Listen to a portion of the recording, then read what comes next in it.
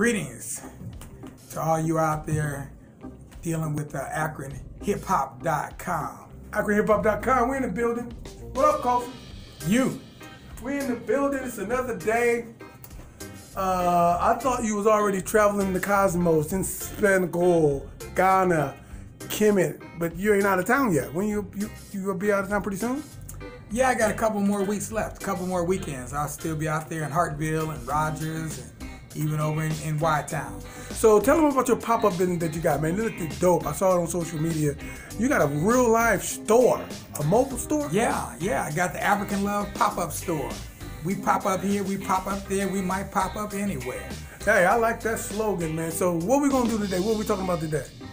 Today, what we're talking about is, well, you know, we're doing another story, another installment of Anansi. And the thing about Anansi is, usually the names of the stories is always, you know, Anansi and the goat, Anansi and the crocodile, Anansi and something else. Well, this time the name of the story is Pig and Mouth. Pig and the long mouth. Long mouth. Pig and long mouth. That's right. So the story starts out one day, a long time ago, one Christmas day, there was a rich man on the island of Jamaica, and he wanted to help out some of the poor people who couldn't afford to have a nice Christmas dinner. And so he offered free food to all the poor people on the island. And so, you know, Anansi, with his gaming self, he just couldn't help himself. He had to try to get more than just his fair share. So what he did, he dressed up as a homeless man, looking like Copley Slim. And he went on over to the rich man's house and he begged up on some beef, steaks, and some bread, some beefsteak and some bread. Okay. Then he went back. He took that food and he left it in the woods behind the man's house. And then he went back. He dressed up as an old rag woman. And so then he went over back to the man's house looking like the rag woman, and he got some more food. Then he hid that food and he went back dressed up as a blind man and got some more food.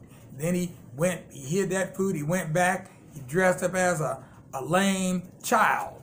Then he hid that food, he went back dressed up as a starving Ethiopian. Okay, so he just kept going back and kept going back and kept going back until he had so much food he could barely even carry all that food. So at that point he said, okay, well he had enough food, and so he went behind the man's house and he gathered up all the food and he put it in a burlap sack, threw the sack over his back, and headed on up the road. Well, he headed up the road, but the road back to his house went through the woods. So as he went through the woods, he caught the attention of Fire Dragon. Fire Dragon was a giant that lived in the woods. Well, this Fire Dragon snuck up behind him and grabbed that sack of food. And once he grabbed that sack of food, he refused to give it back, and there was nothing Anansi could do. He just had to sit down and watch Fire Dragon, the giant, eat up all of his food. He cooked up the beef, he roasted the beef, he toasted the bread, and he sat there and ate up most all of Anansi's food right in front of him. And he got so full to where he really couldn't even move anymore. Well, right about then, Anansi said, "What? Have mercy upon my soul." And the Fire Dragon said, "What's wrong?" And he said, "Didn't you hear that growl? I heard tiger growling. And I don't know about you, you know, you're really big and everything, and you know, you're a giant and all that, but poor little me, you know, I'm afraid of tiger." Well, quiet as it's kept, Fire Dragon was afraid of tiger too, because tiger was crazy, okay? He one of them crazy cats, okay? A feral cat. So Anansi told him this, and the Fire Dragon said, you know, he could see Fire Dragon was afraid of the cat, or afraid of the tiger. So what he did is he said, well, the Fire Dragon tried to get up and run, but he couldn't get up. So Anansi said, well, I would help you out and carry you back to your house. but I can't do it with your feet and your legs all untied. But if you let me tie up your legs and your feet, I'll carry you back to your place, and then you'll be safe.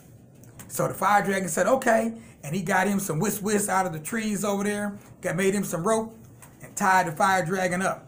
And as soon as he was tied up, he said, where my food? Where my food? Where my food? I want my food. He took him a piece of metal, heated it up in a fire, and juked him in the belly, and all that food ran up out of the fire dragon, and Anansi ate up all that food.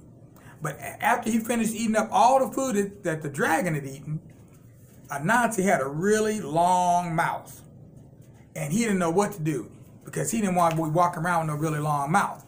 So he gathered up whatever food he had left that hadn't been eaten.